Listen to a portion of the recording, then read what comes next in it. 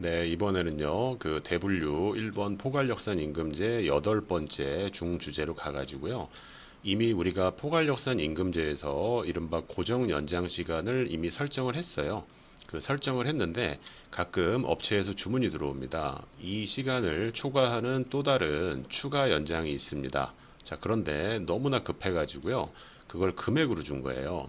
물론 그 회사 안에서는 실 연장 근로 시간에 1.5배를 한 걸 주셨겠지만 이거를 그냥 금액으로 후다닥 주고 빠르게 수정 요청을 할 때가 있어요. 그러면 이때는 오히려 시간을 가지고 금액을 저희가 산출하는 게 아니라 이 추가 연장 시간을 오히려 역산을 해야 되는 좀 약간 이례적인 상황이 발생할 수도 있는 거죠. 자, 예를 들어서 시급이 10,000원인데요. 30만 원을 주셨어요. 그러면 실 연장은 20시간이었을 거고 거기에 1.5를 곱한 30시간에 대해서 10,000원을 곱해서 30시간을 준 거겠죠. 그리고 이러한 부분이 이제 2021년 11월 19일 이후에 시행이 된 임금 명세서에도 정확하게 이게 뭐 시체말로 박혀서 들어가야 돼요. 자, 그거를 수지라로 어떻게 조정을 하시냐면요. 그 4번, 2번 이도 사례를 가지고 말씀을 드릴게요. 자, 여기에 나와 있는 26시간은 이른바 고정 연장 시간으로 세팅이 되어 있는 거고요. 그거에 따라서 이미 안분 계산이 되어 있습니다.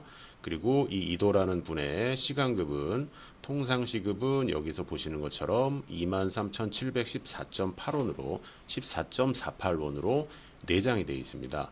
그리고 두 번째, 이건 급여를 생성하고 그 귀속월에서 특이하게 작업을 해야 되기 때문에 이 두 번째 탭에서 마우스 오른쪽 메뉴를 누르신 다음에 급여 수정으로 가셔서 새로 등록을 눌러볼게요. 자, 물론 붙여넣기는 대량으로 할 때고요. 지금 설명을 위해서 한 명이니까 새로 등록을 눌러보겠습니다. 자, 여기서 고정 외로 나가는 거기 때문에요. 여기서는 일반 수당 금액이 아니라 이제 추가 쪽으로 가셔야 되는데 그 추가 연장을 선택을 해볼게요. 추가 연장을 선택을 하고 그러면 수지라가 추가 연장 수당으로 인식을 하고요. 지금 금액을 줬기 때문에 제가 금액을 선택을 하고요. 말씀드린 대로 30만 원을 설정을 해볼게요. 자, 이렇게 설정을 하게 되면 그 수지라가 요거를 읽으면서요. 자, 저장 후 닫기를 누르시게 되면은 자, 어떠한 이제 마법이 나타나냐면요. 그 요 패턴 총 시간수 제가 그 앞뒤로 해서 한번 해설을 한번 해드릴게요. 자, 보시면은 패턴 총 시간수는 불변이에요. 왜냐면 세팅된 포괄은 건드리지 않고요.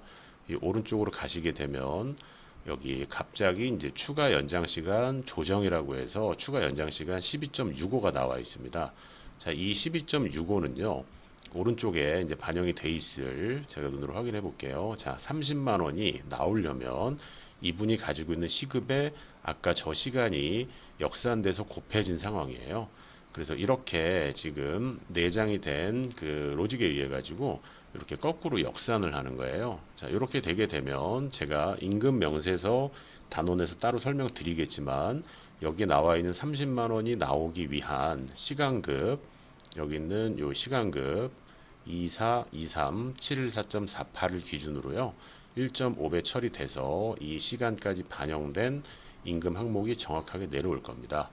그래서 가끔 이제 실무를 하다 보면 이러한 경우들도 많아요. 이제 업체에서 급하니까 금액을 주고 저희는 노무사 사무실이다 보니까 정확하게 임금 명세서에 시간급과 이게 반영을 해야 되거든요. 그럴 때 이걸 또 그 손작업하게 되면 갑자기 이제 그 일이 바빠지다 보니까요. 이러한 기능도 있고 거시적으로 보면 포괄에서 세팅된 시간을 초과하는 거에 대한 사례였고요. 다음에는 제가 이 시간을 초과하는 금액이 이러한 어떤 노동법상 통상시급이 아니라 그냥 업체별로 얼마 해주세요라고 하는 경우도 있어요. 자, 그거에 대한 설명은 다음에 드리기로 하고요. 여기까지가 그 고정 포괄을 초과하는 추가 연장 수당에 대한 사례였습니다.